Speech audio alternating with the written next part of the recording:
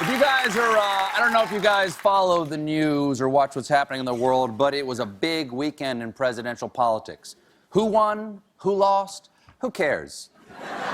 This is the road to the White House. The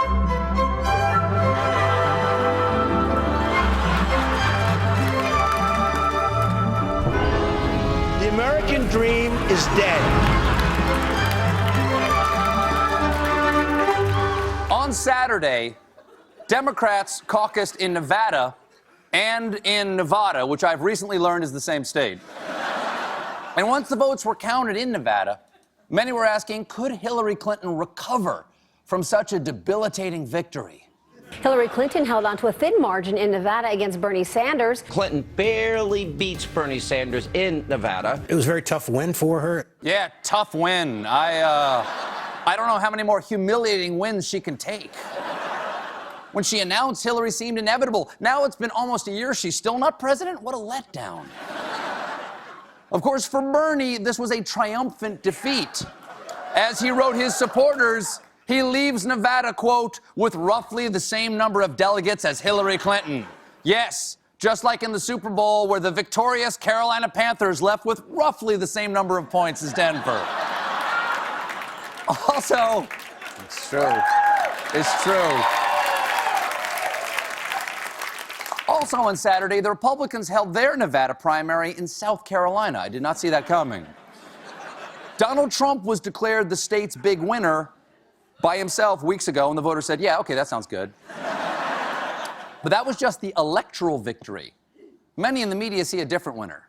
Florida Senator Marco Rubio collected his best finish so far, a second-place finish in South Carolina. Surging to second place, Marco Rubio, riding the endorsement of popular Governor Nikki Haley. Ted Cruz is saying the South Carolina race was really a tie for him and Marco Rubio. Yes, Marco Rubio and Ted Cruz also came out on top. This primary had more winners than a Little League awards banquet. That's right, Jeremy. You win coolest nickname for your bat.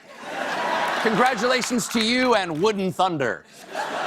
Of course, of all the winners, possibly the biggest winner was the man who won, Donald Trump. So now, the obvious question is, will he ever not win?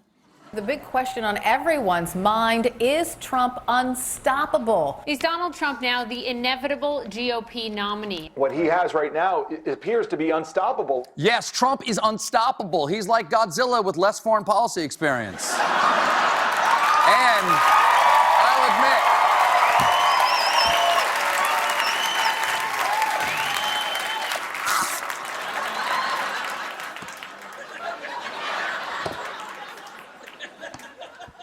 I'll admit, I thought he was just doing this to promote his reality show or sell more steaks.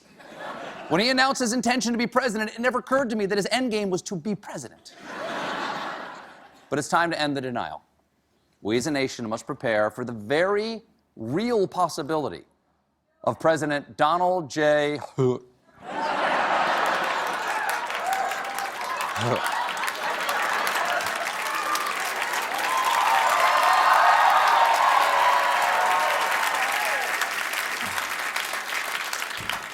I think I just trumped in my mouth a little.